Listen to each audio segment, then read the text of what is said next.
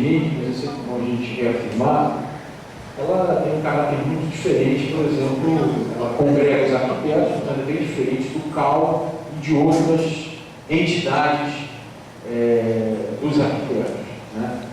Ela é uma entidade que vive da contribuição dos seus sócios, e isso dá a ela uma liberdade de colocação, essa coisa toda.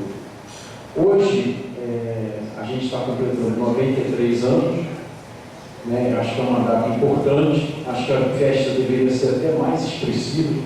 Estava conversando agora com o Alfredo, falando assim, tipo, que é uma festa dançante, né? Tentar... Mas vamos ver se a gente consegue organizar isso para o ano que vem, para os 94 anos de vida do IAB, que eu acho que merece. Hoje a gente tem aqui, né, o LAMUR, que é o pessoal da UF, o grupo da UF, né, que está em parceria com a gente, promovendo a ideia que a gente comece a promover uma série de filmes que debatam arquitetura, né. Já houve, com relação a esse filme, algumas críticas que eu recebi, que eu estava, digamos assim, fomentando a arquitetura feita por não arquitetos. Eu acho que vamos ver o filme, depois a gente debate um pouco isso até, né? Mas a ideia é que isso tenha uma periodicidade, né, pelo menos de 15 em 15 dias, e que a gente possa ter um momento durante o ano todo de reunião da gente, de debate em torno de filmes diferenciados e tal. O LAMUR é um laboratório de mídia, de urbanismo lá da Universidade Federal Fluminense, da qual eu sou professor também, né? E eu acho, quer dizer, que a ideia deles é uma coisa muito interessante, né? Começar a pensar como essa forma, né, que tanto nos mobiliza, que é a arquitetura, né? E a arquitetura como cultura, né? Como uma expressão cultural, né? Ela envolve uma gama de problemas imensos, né? Uma série de campos culturais mesmo, e que o cinema, né, envolve isso. Ontem mesmo eu vi um filme maravilhoso, que é A Grande Arte, né, um cenário, grande beleza, desculpa, que o cenário é Roma, né, que é uma cidade muito cara a nós todos, né? Então, a ideia é exatamente que a gente se reúna aqui, veja os filmes, e hoje, particularmente, a gente tem também uma reunião do Conselho Deliberativo. O Conselho Deliberativo do IAB também é uma instância muito importante dentro da organização do IAB.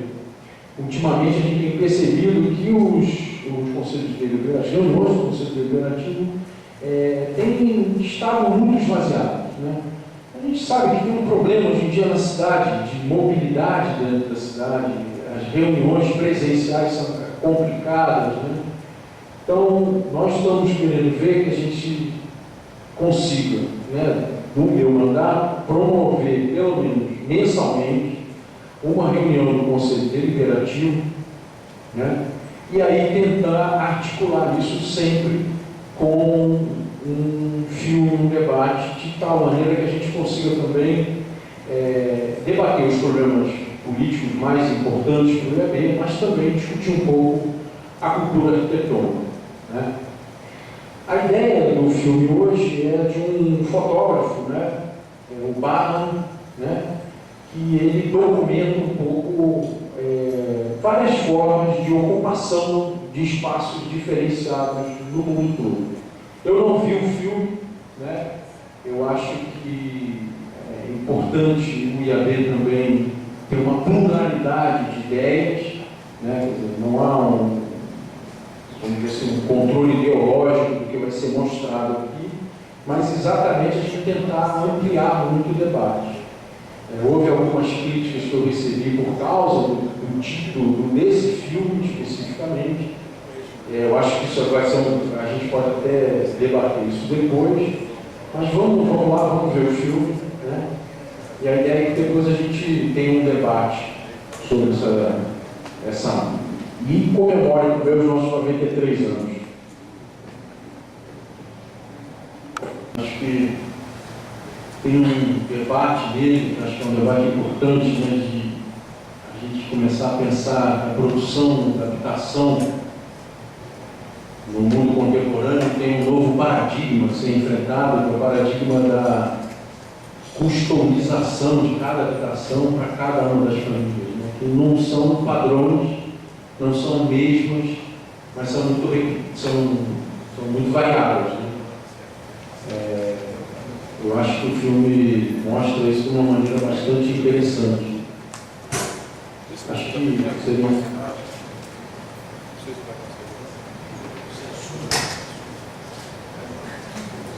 censura do alto.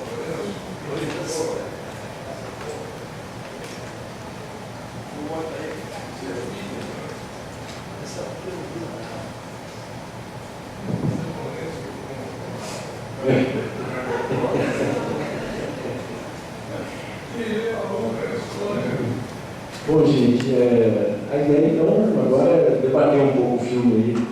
Quem gostaria de fazer algum comentário? Vocês acharam da frase que diz assim: essas situações mostram realidades onde o normal não existe. Como a gente é arquiteto, né, que está comemorando o aniversário dele, e estamos passando um filme que não é filme, né, como ele falou no começo, nem de cor, né, nem de Corbusier, nem do japonês. Mas ele fala essa frase, eu achei essa frase muito interessante. A realidade são realidades onde o normal não existe.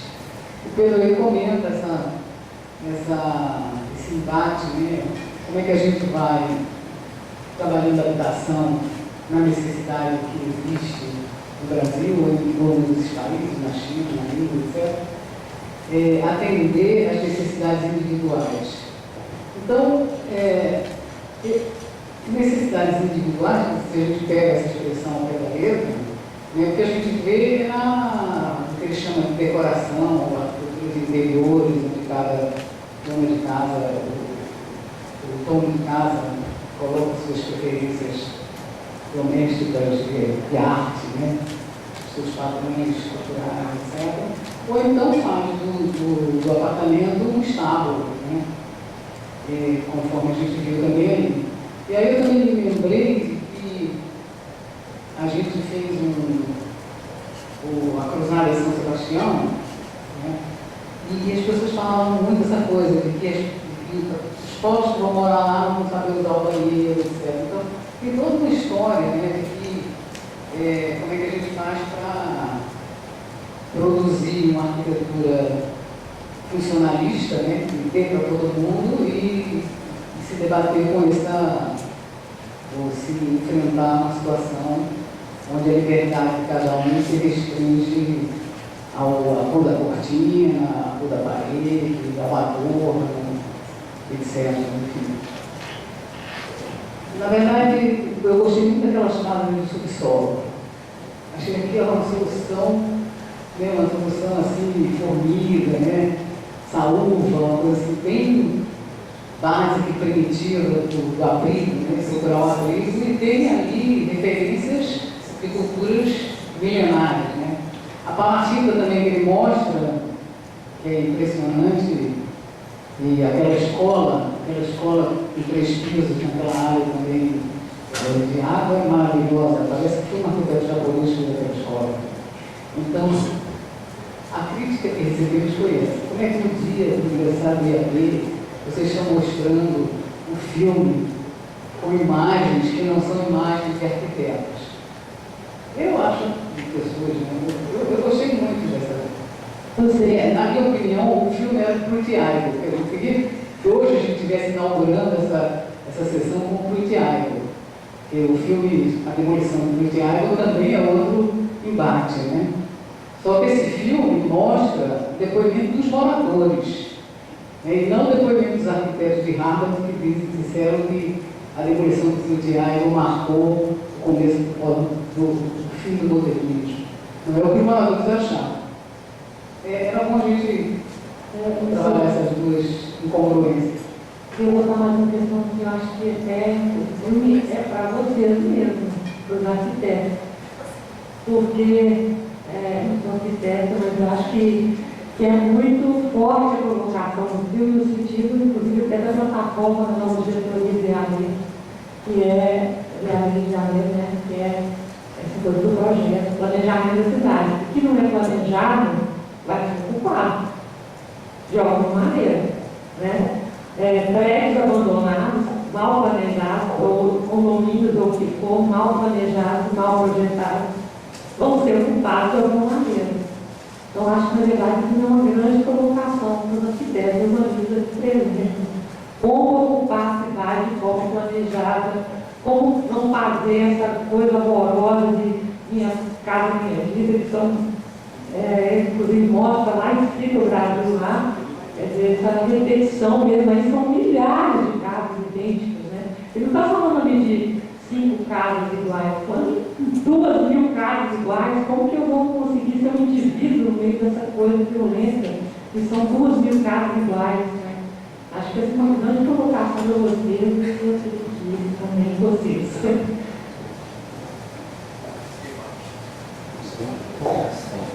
Só complementando, tem uma coisa que eu acho que é interessante no filme, que mostra um pouco essa coisa, tem uma frase dele que ele fala essa demanda invariável, que na verdade é uma, a variação de famílias, a variação de pessoas, a variação de indivíduos é muito ampla, né? E, de certa forma, né, o paradigma que a gente vive hoje em dia é um paradigma diferente, né? As pessoas habitam e são diferentes entre si, portanto, demandam habitações muito diferentes entre si. Enfim, depois de um longo tempo, né, a pretensão daquilo que o Tafuri, por exemplo, chama as vanguardas centro-europeias, que era, né, produzir a cidade diferenciada, a nova cidade industrial, e conseguir projetar ela como um todo, né, deu no que deu. A modernidade fordista não deu uma resposta. O padrão não foi o que conseguiu atingir a todo mundo, né? E aí a gente, depois disso, né, acho que o Brasil tem muito a falar também para o mundo de uma maneira geral. Tem toda a experiência da urbanização das favelas, começar a reconhecer a favela, tem o folclore daquela visita do urbanista inglês que vem no Brasil, que diz que leva ele numa favela e fala assim, ó, me levaram num problema que é uma solução e me levaram num conjunto habitacional que é um problema que dizem que é uma solução. Eu acho que o filme, né, debate muito essa questão, é uma questão para a qual nós, arquitetos, assim, um pouco tentando responder, essa é uma pergunta que você fez e não dá para responder, né? Assim, é uma coisa muito complicada, né? Mas eu acho que nós, arquitetos, estamos aí tentando buscar, né, a cultura arquitetônica que vem sendo produzida e tentar resposta a uma demanda que é uma demanda clara da sociedade hoje em dia. Não somos iguais. Há um discurso hoje presente na sociedade contemporânea, é o discurso da alteridade. Somos diferentes entre nós. Não somos mais o homem tipo, o homem industrial, o homem, né, a família padrão, ela não existe. Como que a gente consegue produzir habitação que dê resposta a isso é uma questão muito difícil. O Enfim estava querendo fazer uma pergunta aqui, acho que o Lucas também. Boa noite, eu sou o Lucas, sou conselheiro e tive o prazer de participar um pouco, sou um pouco responsável pela estrutura do filme. Me reuni com o pessoal do Lamur e eles apresentaram uma lista super extensa de filmes, né? A gente ficou pensando o que ia passar dessa primeira vez. Aí eu comentei para eles, eu falei assim, tem que ser curto, porque a gente tem uma série de atividades no dia, e que fosse bastante impactante, né? Tivesse alguma coisa, saísse desse eixo Rio, Europa, Estados Unidos. E aí, já sei qual é o filme, Lucas, vai ser tal. Tá bom, não tinha nem assistido ainda o filme. Comprei, a gente subiu, o pessoal da diretoria estava reunido lá. E eu acho que a reflexão que ficou depois que eu assisti o filme e quando vieram criticar, não, vou passar um filme nesse momento de comemoração, de início de gestão, que não fala de arquitetura de arquitetos e tal. Eu falei, não, acho que esse banquei, porque achava que era uma reflexão válida. Para mim, a reflexão porque esse tamanho do desafio, sabe? Que a gente está encarando, como a gente vai ter que encarar. Aí, até lá no escritório, eu lembrei quando eu estava fazendo vestibular. E aí, na época, tinha, há uns 15 anos atrás, tinha essa coisa de moda, profissão da moda, tem emprego, qual é o desafio. E eu lembro meu pai falando assim, cara, olha o tamanho do Brasil, olha a condição das construções, de tudo, e você vai ver se tem trabalho ou não tem trabalho. E eu acho que o que impõe é esse. A gente agora está num momento de desenvolvimento econômico, fazendo, né, Minha Casa Minha Vida, fazendo habitação, fazendo estádio, fazendo. A gente repensar o modelo que a gente quer nesse momento, né? Eu acho que a reflexão, pelo menos para mim, que eu proponho aqui, seria essa. Vendo aqui, pode haver uma reprise? Pode. Agora? Porque eu estou recebendo uns pedidos aqui. E até eu acho que o debate fica mais. Usando o tempo aqui, vamos fazer um rolé de algumas. Não, mas ainda tem O isso, Efim, porque o Jerônimo e o Cláudio e o Alfredo, a gente segue e faz mais uma sessão. Tá bom. Obrigada. Parabéns, Miabelo, 93 anos, não é pouca coisa. E também parabéns pela escolha do filme. Eu achei muito interessante. Isso me lembra na época que eu estava me formando como arquiteto, havia um livro muito famoso do Bernardo Budowski, Arquitetura sem Arquitetos. Ele, na verdade, era um arquiteto muito bom e andou pelo mundo olhando as famosas vilas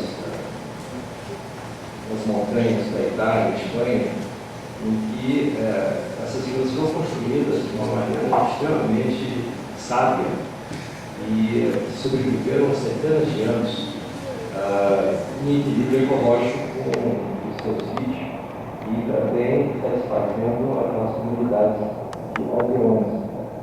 E ele mostrava que tinha muita qualidade espacial. Os materiais eram muito homogêneos, eram todos bem selecionados. E isso virou, no século XX, atração turística. Ou seja, muita gente ia visitar na Espanha, em Portugal, na Itália, na Grécia também, esses vilarejos que surgiram no decorrer do tempo. Recentemente, eu venho assistindo algumas pessoas dizendo que talvez nessas favelas vão virar isso também. Mas eu acho um pouco difícil, porque as condições eram outras. Ali havia uma homogeneidade também social na Europa. Essas pessoas pertenciam à mesma classe de pessoas. Elas tinham tradições que eram guardadas. A favela estratégia de sobrevivência de pessoas que vieram com muito pouco recurso. E então o resultado é muito modesto em todos os sentidos. Tanto é que hoje em dia, quando você fala com uma pessoa que entende de saúde pública, diz que favela não é nada salutar. Você morar numa favela com ventilação, pergunta que conheça muita enfermidade, coisa que na Europa, nas escolas, nunca havia, porque eram ensolarados, bem ventilados, eles sabiam como construir espaçamente. Bom, eu queria dizer o seguinte, que na verdade nós estamos hoje em dia tendo espaços de exclusão e espaços de inclusão. E isso mostra muitas vezes, o Caio, por exemplo, eu estudei esses avalios muitos anos atrás, eu trabalhei nas Nações Unidas. Esse é um grupo excluído da sociedade egípcia. Eles são cristãos críticos e coptas, quer dizer. E eles se organizaram como sobrevivência, estratégia de sobrevivência, de lidar com lixo. Eles são os lixeiros há muitos anos, há mais de 4 gerações que eles recolhem lixo. E o Unicef, naquela época, trabalhava com as crianças desse conjunto. Então, nós conhecíamos isso há 40 anos atrás. E é muito interessante que eles realmente têm uma coesão social muito grande. Eles não querem sair de lá. Apesar de que eles prosperaram, acumularam certos bens materiais, porque aqui interiormente eles têm móveis de qualidade, mas moram num favelão daqueles pesados. O que eu queria dizer é o seguinte: aqui no Brasil, nós temos programas oficiais como Minha Casa Minha Vida, que aparecem em uma das fotos. E é uma coisa triste. É uma coisa triste, porque nós, com todo o nosso, vamos dizer, progresso econômico e material, a gente não está conseguindo realmente lidar com a questão da habitação para os pobres, para o de renda baixa, vamos dizer assim, pobre, tem a categoria. Então, eu queria dizer o seguinte: talvez a grande lição é a seguinte: as comunidades sabem lidar com o que precisam. O governo deve trabalhar muito mais no sentido de apoiar aquilo que as pessoas são capazes de fazer e não enfiar para goela abaixo programas que eles não querem. Não querem e rejeitam. Nós não sabemos até hoje qual é o grau de rejeição de um programa como Minha Casa Minha Vida. Ninguém fez uma avaliação séria em relação a isso. Eu estou vindo do exterior, onde eu passei muitos anos, eu estou vendo o seguinte: não tem avaliação de programas de investimento maciços como esse da Minha Casa Minha Vida. Isso aqui é uma boa reflexão para vocês.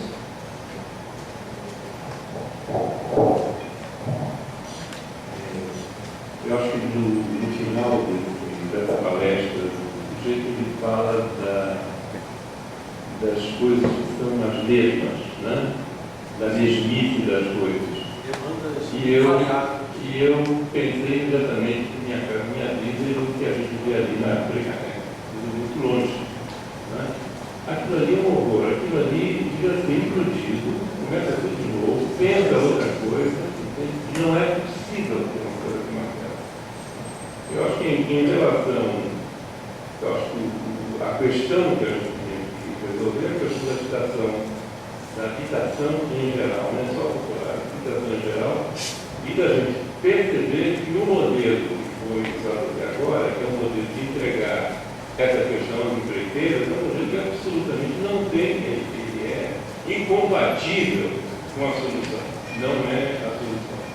Eu acho que o IAB tem, a meu ver, a responsabilidade de fazer uma crítica do que está acontecendo e comparar essas experiências com experiências como o Pedro Júlio ou outros, que são experiências em que foi deixada uma certa liberdade para que as pessoas pudessem fazer a sua própria casa.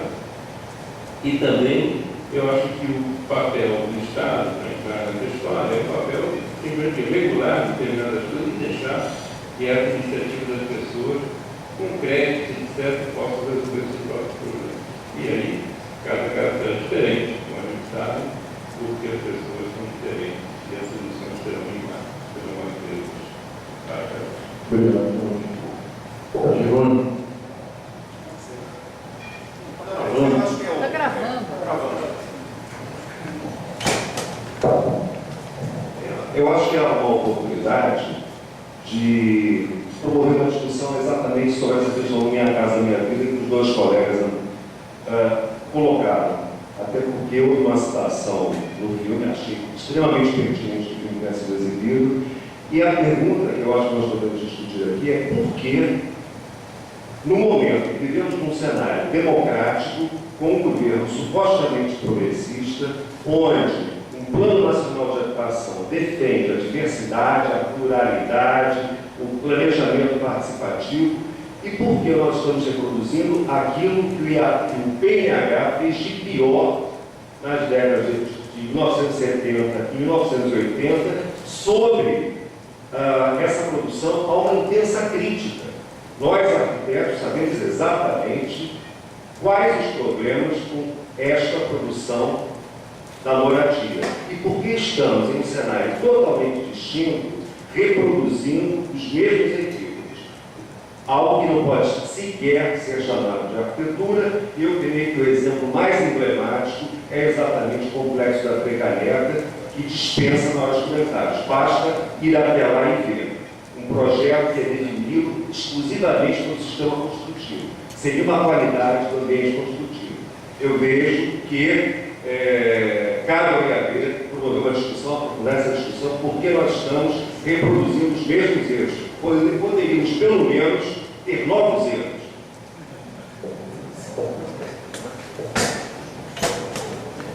Bom, então vamos, né, César, vamos passar mais uma vez, então a ideia é essa, passar mais uma, lá para frente. Arquitetos tão celebrados pelos que assistem, o Herzog de Meoro, o Curras e Zaha Hadid, de como eles, de certa forma, estão projetando a exceção da cidade, que é a pretensão um pouco das vanguardas modernistas, que não era essa, né? Projetar a cidade diferenciada, industrial, para grande escala, das periferias interminadas, como isso foi abandonado pela cultura arquitetônica e foi aprisionado, de certa forma, por uma sociedade que é uma sociedade do espetáculo, né? Que mostra uma arquitetura um pouco só da exceção, do grande monumento. Paulo, quer colocar? Primeiro, parabéns ao IAB pelos 93 anos. Acho que a escolha do filme é muito boa. Mas eu, à medida que vi a segunda vez, a primeira já fiquei incomodado. A segunda eu fiquei muito mais incomodado ainda. E eu... Por quê? E por que eu... Daí eu estou tentando pensar por que eu estava me incomodando tanto esse filme, né? E na realidade eu vejo assim, eu juntei tudo com o Wim Wenders. O Wim Wenders diz que hoje, no mundo dominado pelas imagens, o que verdadeiramente importa é a história por trás de uma imagem. E que, com a facilidade que a gente tem de reproduzir tudo, né? Muitas vezes a gente se deixa capturar pela beleza de uma foto e, de alguma maneira, confunde o pensamento. E por que eu digo isso? Evidente, um jovem é um fotógrafo. O TEG é uma organização internacional que promove paredes que são pagas, não sei se são pagas, é uma organização que são pagas, né? E que leva jovens a descobrir o mundo, quanto mais exótico, melhor, né? Então, enfim, mas isso faz parte de um outro... um mundo de espetáculo. Então, no mundo do espetáculo, acho que você trazer um filme desse, ou trazer uma posição dessa, com belas fotos, embora fotos que mostram uma série de precariedade, acho que enfim, uma coisa que agrada, inclusive, e bate bem na culpa da plateia, né? Que seguramente não é uma plateia de baixa renda, como dizia por ali, mas que é uma plateia que certamente conseguiu pagar o ingresso para o TEG, que não parece que não é muito barato. Eu continuo sendo modernista. Ninguém me convence que subir 45 andares é uma coisa razoável. As meninas vão adorar, vão ficar com a perna fininha, durinha, tudo em cima, mas subir 45 andares todos os dias não me parece uma coisa humanamente razoável. A segunda questão, a da Nigéria. A foto não tem fedor, mas eu visitei. Eu trabalhei nas parafitas da Maré. O fedor é insuportável. Ele é insuportável. Da mesma maneira que a tal da americana, que é um monte de lixo. Pode ser simpático, dou a cara conversando no meio do lixo, como ele fala. Pode ser até bonito, pode ter até cor, né? Uma foto sempre é capaz de romantizar qualquer fato. Mas também é insuportável o lixo. Aquele cara das vacas no apartamento é a mostra da falência humana. Porque, na realidade, o cara que enfrenta um belíssimo apartamento, feito com todo carinho, e tem que conviver com o fedor da vaca diferente. Quer dizer, qual é a regulação? Que tipo de sociedade é essa? Né? Então, acho que esse lado do filme me incomoda profundamente. E o que eu vejo que esse filme apareça, eu tiraria uma conclusão totalmente diferente. Não da criatividade da pessoa, que existe, a pessoa se vira para viver, não tem outro jeito, não tem que se virar. Nós conhecemos de cor nas favelas nossas, né? As pessoas de alguma maneira têm que permanecer na cidade, vão permanecer ali. Mas a conclusão que eu tiro é totalmente injusto, porque obriga a pessoa a viver nessa condição.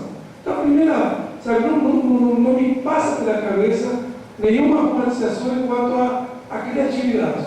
Pelo contrário, a primeira observação que me traz esse filme é como é que essa sociedade é cruel ao ponto de obrigar pessoas a morar dessa maneira, ou, no certo sentido, levar a pessoa a morar nessa condição. E isso é um debate urbano, é um debate do Cuiabá.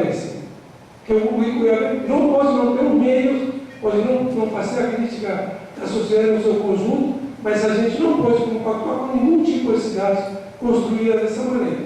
Pelo menos eu posso entender o processo histórico, mas daí aceitar aquilo como solução dista uma enorme distância. Dito isto, há uma segunda questão que aparece, que é a parte mais romântica e a parte da criatividade. E de fato, se vocês forem ver, ele menciona Minha Casa Minha Vida. Aliás, há uma pesquisa assim, do IPEA, 83% de satisfação com o programa Minha Casa Minha Vida.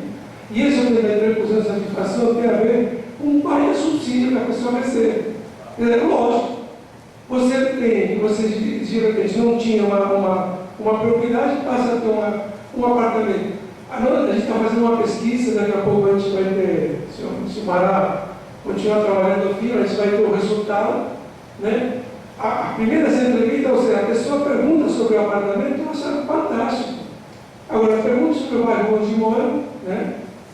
Frecarenca não é o mais dramático. Frecarenca, até o cara sai da casa, tem uma condução, um segundo trabalho, tem uma cidade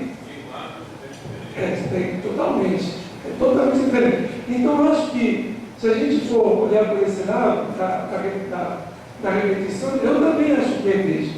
Agora, se a gente for avaliar Minha Casa Minha Vida, e a gente tem que ter a consciência de que essas soluções, o ruir dessas soluções, demora 20 anos no mínimo. Não vai ser imediato. Então, acho que a gente ter essa experiência, esse conhecimento, e aí eu faço minha palavra do Alfredo. Nós temos que começar a produzir novidades nesse sentido. Para começar a criar, a sua universidade tem um papel importante nisso, na pesquisa, na crítica, fundamental. Não pode maquiar o resultado, mas tem que ter uma reflexão sobre isso. Acho que a questão da criatividade, de fato, quando você pergunta no Minha Casa Minha Vida, por que é tudo dois quartos? Né? Eu pensei que tem muita demanda para 2 quartos, mas isso, na verdade, não tem nada a ver com a realidade. Quer dizer, hoje em dia tem N formatos familiares, e esses formatos familiares diferentes não são contemplados nesse programa. Então, acho que o filme é muito bom, parabéns pela escolha, porque o que interessa, do meu ponto de vista, é trazer a polêmica. Não necessariamente que a gente saia sempre atendo forma no final. Paulo, eu acho que também o filme, você viu como se o cara celebrasse um romantismo, que eu acho que há uma certa denúncia nessa situação, nessa precariedade irônica, mas uma denúncia. O fato de ele estar mostrando essa questão de você ter uma granja no 6º andar do prédio e que você convive com aquele cheiro, é uma denúncia. Se você olha que está simplesmente se celebrando, agora o que a gente tem que também pensar é que a denúncia que eu acho que mais importa a nós, a forma como Minha Casa Minha Vida vem sendo produzido no Brasil, que é uma forma que você pode estar fazendo a pesquisa que for, entendeu? De satisfação ou não, mas é uma demanda que pretende dar resposta simplesmente a uma questão de quantidade e não de qualidade, entendeu? E que eu acho que o filme, não é que a ideia, né, quer dizer, dessa série de filmes, é que não haja um controle ideológico dos filmes que são passados aqui. Eu acho que o mais importante não é o filme em si, mas é o debate, esse debate que está sendo feito aqui agora. Certo?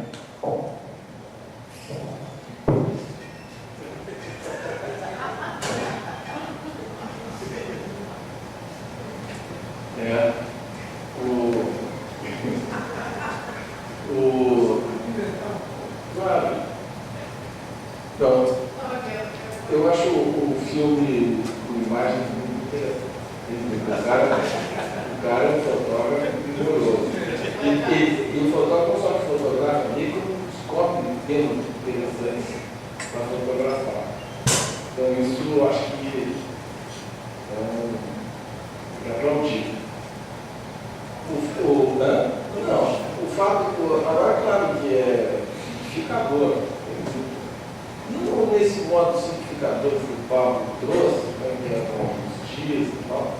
Mas para que isso é bom e outro não é, isso aqui eu acho um pouco maniqueísta. E que, sobretudo, me agradou esse filme. O filme me agradou em muitas coisas, mas não me agradou nesse aspecto que fez exaltar o lado modernista do Pablo. Eu sou modernista! Achei uma coisa. Achei assim. Só enxergar. Então isso eu achei meio triste, esse resultado do filme.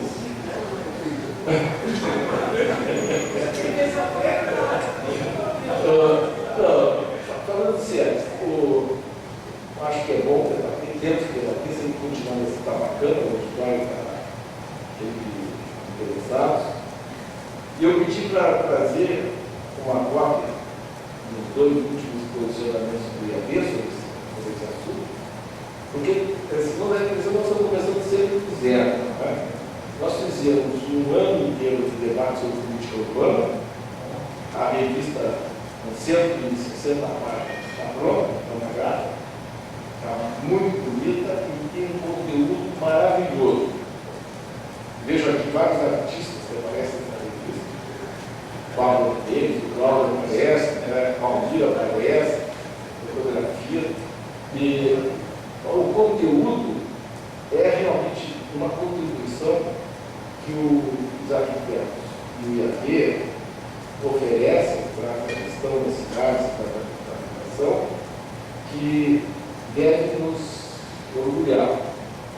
Em cima da experiência de 50 anos atrás da seminário de Candinha, fizemos durante um ano inteiro debates no Brasil todo, que Candinha mais 50, e oferece um resultado sério, crítico, propositivo, que faz com que o nosso Instituto de Arquitetos, com seus 93 anos, possa dizer quão jovem ele continua sendo, que vitalidade tão importante tem por trás dessa experiência. Então, eu pedi aqui, mas está no site. Vocês vão entrar no site do IAB, documentos, tem lá os resultados do QE50, tem um documento que acabamos de emitir e fizemos em conjunto com todas as entidades nacionais de arquitetura sobre as obras públicas e o direito à cidade. São 2 páginas apenas, em que nós fazemos uma ponderação crítica forte, contundente, sobre o sistema de contratação de obras públicas no Brasil, que é absolutamente equivocado, é corruptor e é contraproducente do ponto de vista da qualidade e do atendimento. Então, são 2 documentos que o IAB trouxe a PUC recentemente, para que a gente tenha consciência que nós estamos construindo. E esses 2 documentos foram construídos por vocês aqui também, por grande parte de vocês. Então, hoje, quando nós discutimos esse filme, nós também não estamos começando do zero. É óbvio que esse filme, por mais relevante que seja o impacto das suas imagens, ele não é tão novidade para nós. Ele para nós não é tão uma coisa assim tão nunca vista.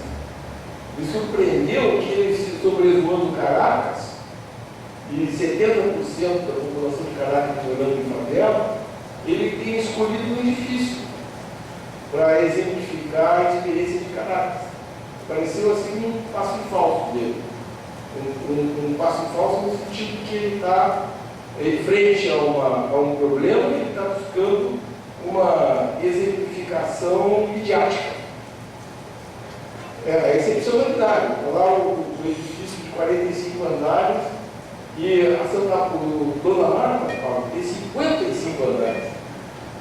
55 andares em desnível. A gente sabe o que significa isso. Mas é claro que ele não estava exaltando esse aspecto de ter 55 andares. Ele estava exaltando ali, e eu acho que é isso que nós temos que ter como reserva de ânimo para nós. Ele estava exaltando a capacidade das pessoas, a capacidade das famílias de construir com beleza em circunstâncias mais difíceis possível. E o segundo, essa é a primeira questão importante que eu acho que a gente deve recolher. E a segunda questão, que se reflete nos exemplos da China, dos edifícios, nos exemplos do Minha Casa Minha Vida e outros tantos, é como nessas produções passivas, o que é considerado é o exclusivo protagonismo dos governos e dos empreiteiros em desconhecimento de qualquer participação das famílias. Eu acho que esse é o modelo que a gente precisa ter convicção, porque mesmo quando se trata de obras de arquitetos exemplares, não basta fazer um projeto bom. Não basta. Porque o modelo de resolução se dá na exclusão do morador. Ele não tem autonomia de escolha, ele não tem o crédito para decidir, não tem autonomia de escolha e não tem autonomia sequer de influir minimamente naquela concepção. Então, a mim, me encanta ver uma obra maravilhosa de um grande arquiteto. Um edifício residencial, um conjunto residencial, uma intervenção muito bonita. Mas nessa perspectiva, a diferença é pequena entre a intervenção autoritária, Minha Casa Minha Vida, mal intencionada, e a resposta também autoritária, bem resolvida. Há uma questão importante, a qualidade da arquitetura é superior, mas a gênese que produz aquilo ali é a mesma. E sobre essa gênese é que nós temos que atuar preponderantemente na nossa crítica e na nossa política. Obrigado, Zé. Diogo.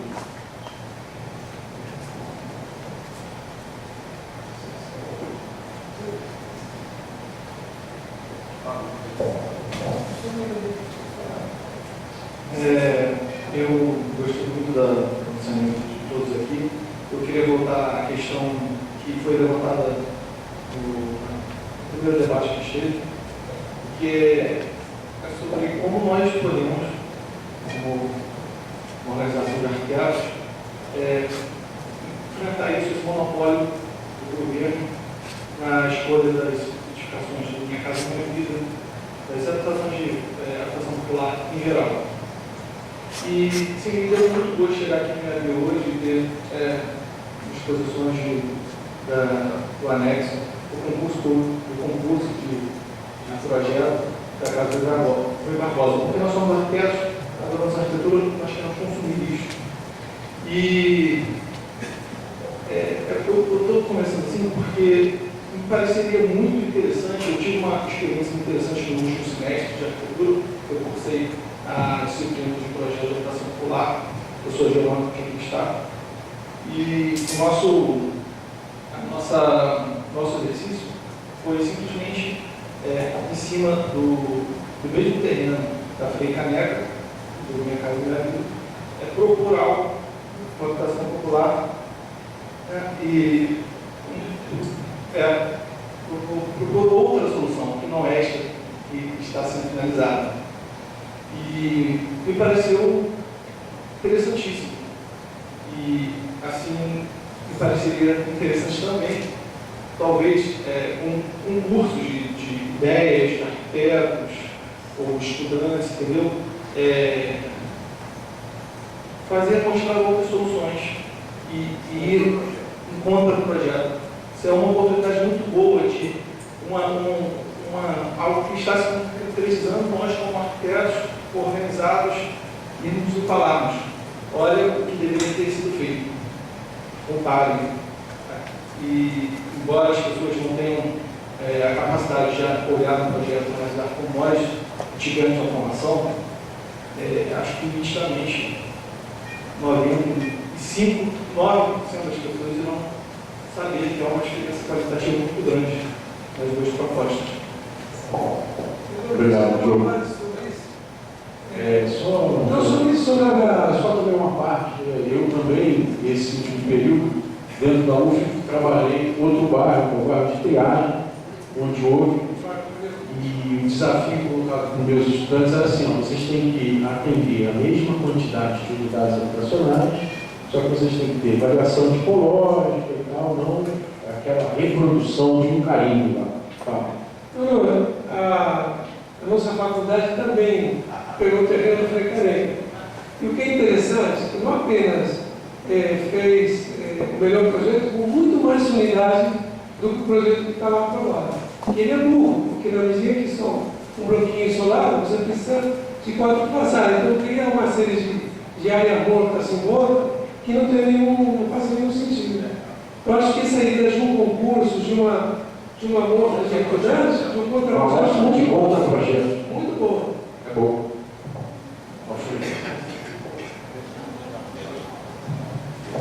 É uma observação que, quando o Pablo falou da questão da criatividade, colocou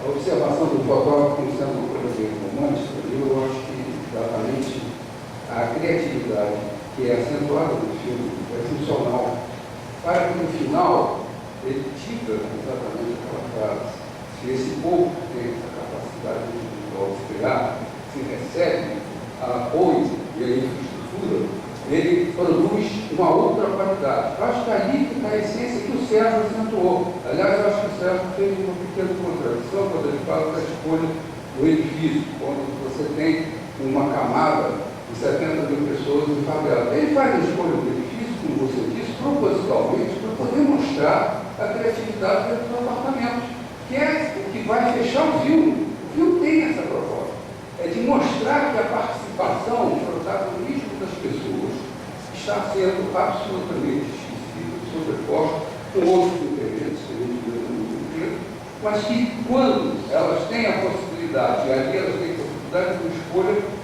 exatamente porque elas foram expulsas da sociedade, elas fizeram a escolha, elas fazem o que querem.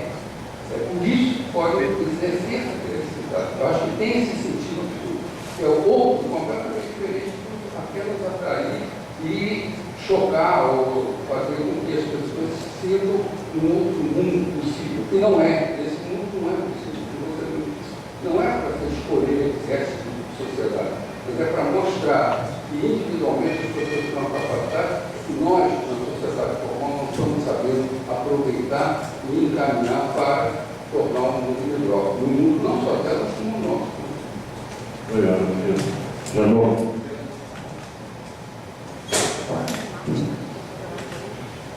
Eu queria dar assim, uma continuidade até o que o Alfredo falou, que é o que isso pode nos trazer de exemplo, principalmente, não só para o presente, mas principalmente para o futuro que está querendo se construir.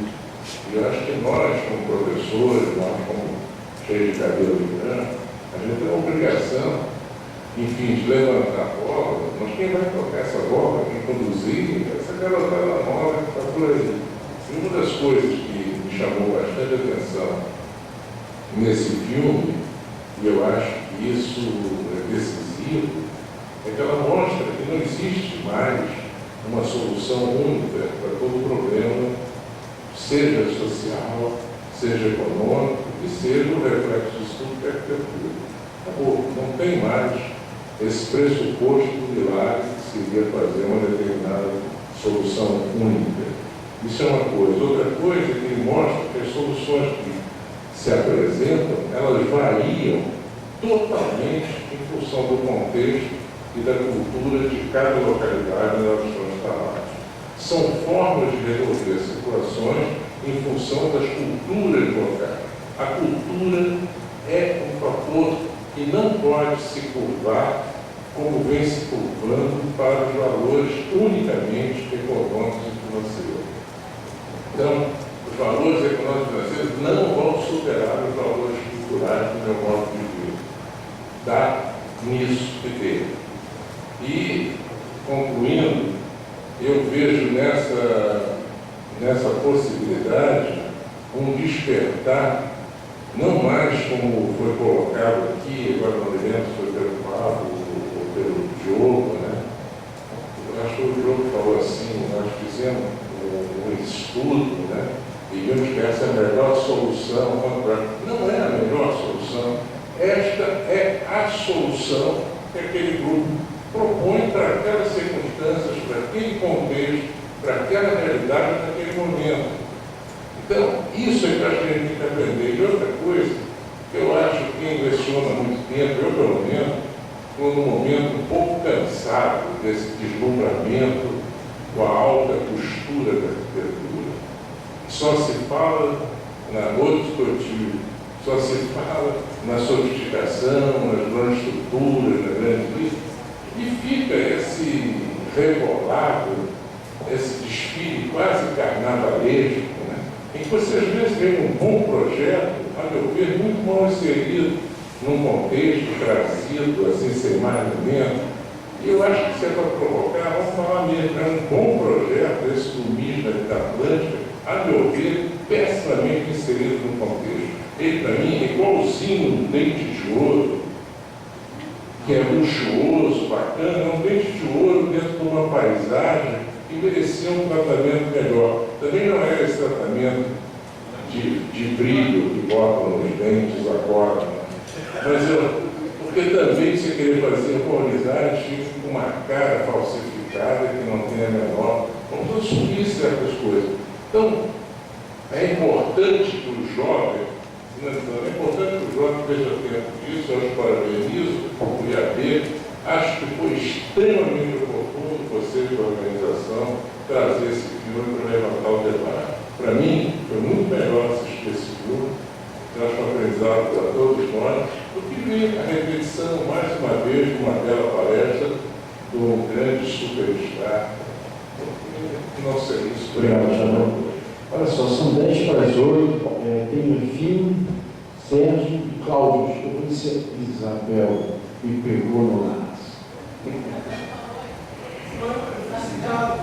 Não, peraí, a gente tem reunião no CD, gente, senão a gente vai sair daqui muito tarde.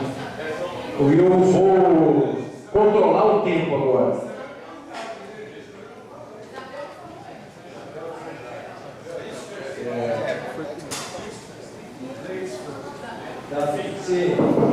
Dada a pressão do tempo, vou ser muito breve. Em relação.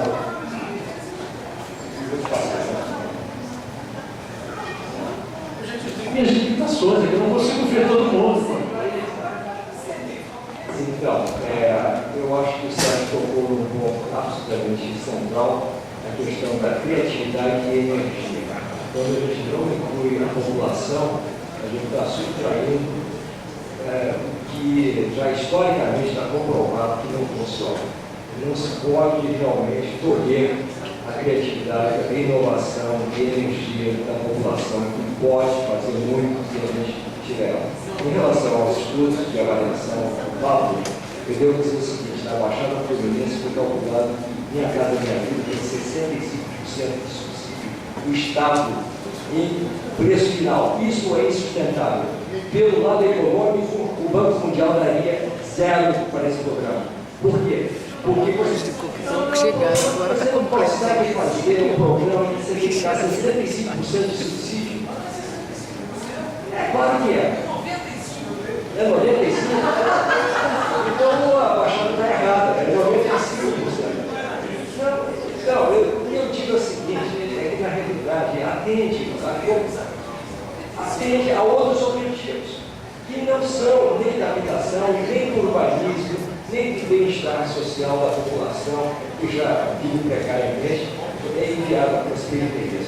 E por último, eu acho que o Janão tem toda a razão.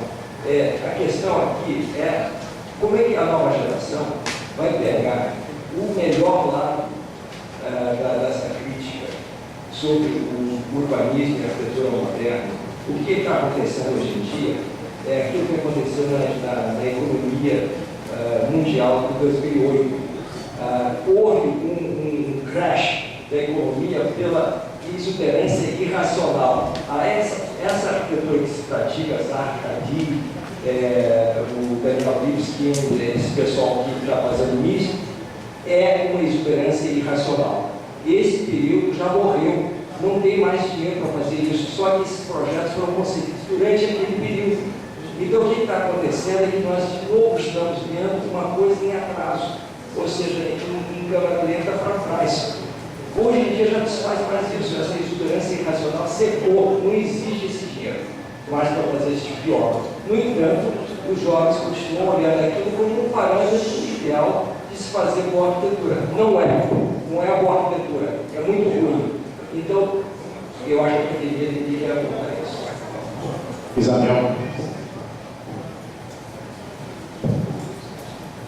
Bem, eu gostaria de dizer que eu também aprovei o filme. Eu acho que é fundamental que a gente tenha filmes polêmicos para que as pessoas se possam colocar.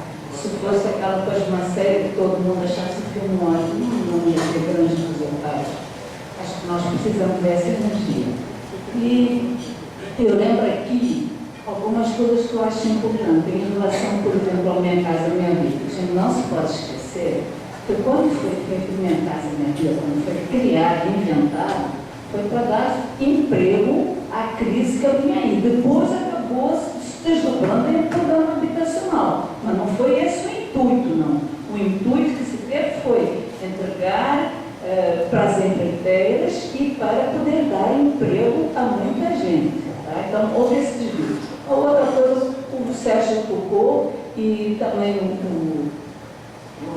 já não sei mais quem, outras pessoas colocaram, que é a história da participação do morador, do futuro morador. Eu acho isso básico.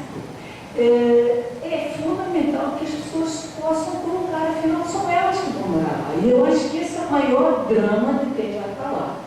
Eu, como funcionário da prefeitura, trabalhei em muitos conjuntos habitacionais, acompanhando as pessoas e vivenciei isso. E se o outro lá no Egito, no Cairo, morava com as vacas ao lado, eu vou vos dizer que na minha casa, minha vida, durante uma semana, uma família levou um cavalo. Por quê? Porque eu era um carroceiro que vivia de fretes. E quando foi feita a Minha Casa Minha Vida, esqueceram-se que o homem não tinha onde deixar o cavalo. Aquilo era o sustento da vida. Então, eu acho que foi muito rico este encontro. Acho que a gente pode continuar assim, porque e nós temos que nos colocar mesmo. Sou favorável, portanto, que haja uma participação efetiva mesmo da população nessa cidade. Obrigado, Isabel. Agora, Sérgio Martins. Não? Rodrigo. E eu encerro no Rodrigo. Quanto a essa questão do subsídio, eu não sei qual foi o seu ponto de vista em relação a isso. Eu não sou contra o subsídio da habitação. Esse que é dado até 95%, o problema que eu vejo é para quem é dado. Ele é dado, é claro, quem recebe o subsídio é o morador, mas quem recebe o financiamento é o construtor. Né? Então, esse subsídio seria melhor aplicado se ele fosse concedido diretamente ao morador. A gente não pode negar que a habitação é cara e que a maioria da população que hoje precisa realmente morar na cidade, né? Precisa desse subsídio. A questão é para equacionar. Mas eu acho que o mais grave do que isso é a forma como é dirigido, como são dirigidos os recursos. Né? Dirigido diretamente os construtores e não do morador, primeiro interessado. E isso inutilizava todos os recursos, porque se perde muito dinheiro nesse processo de. Mas eu gosto da questão do trabalho, não queria lembrar do episódio na França, na cidade de Paris, que é o parceiro que pegou fogo, porque isso é um hábito, eu acho que já tem de longo, né? Foi o bicho mais legal do cabrito, né? Matava o cabrito, tudo dentro de casa, né? Ficou fogo. Mas isso é uma coisa que França vai fazer.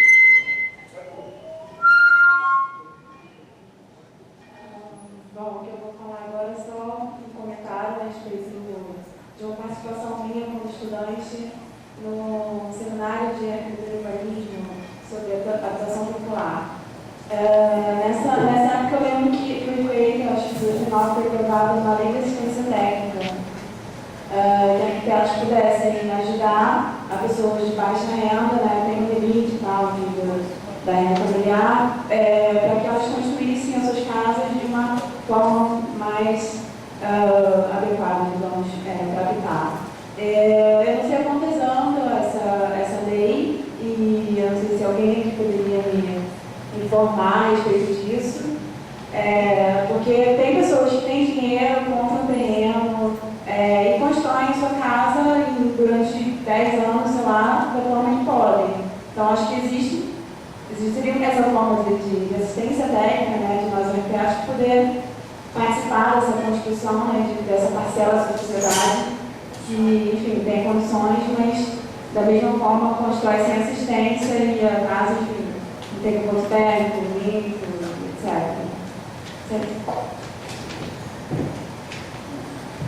Só te respondendo, a lei existe, ela está aprovada, mas ela não conseguiu gerar a aplicação prática dessa lei. Aliás, essa é uma tradição do Brasil, né? As elites, de uma maneira geral, às vezes criam uma lei para que se calem a boca das pessoas.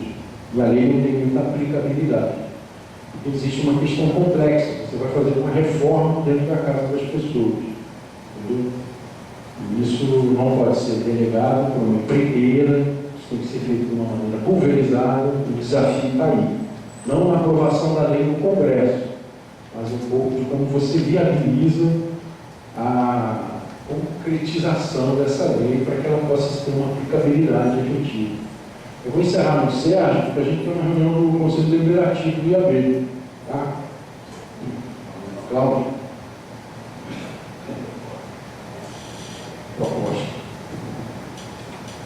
Proposta é que os projetos feitos na Faculdade do Pablo e os projetos feitos pela PDJ,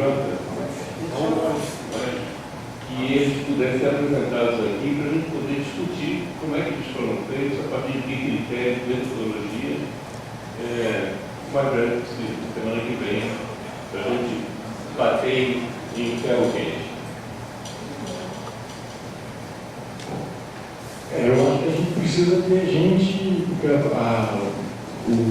CA, né, vamos dizer assim, vai ter condição de tocar isso. Eu acho que a gente precisa de pessoas que possam organizar esse evento, produzir esse evento e trazer. Ou professores, Jerônimo e Paulo, talvez fossem pessoas que fosse legal trazer esse material para cá que a gente possa debater.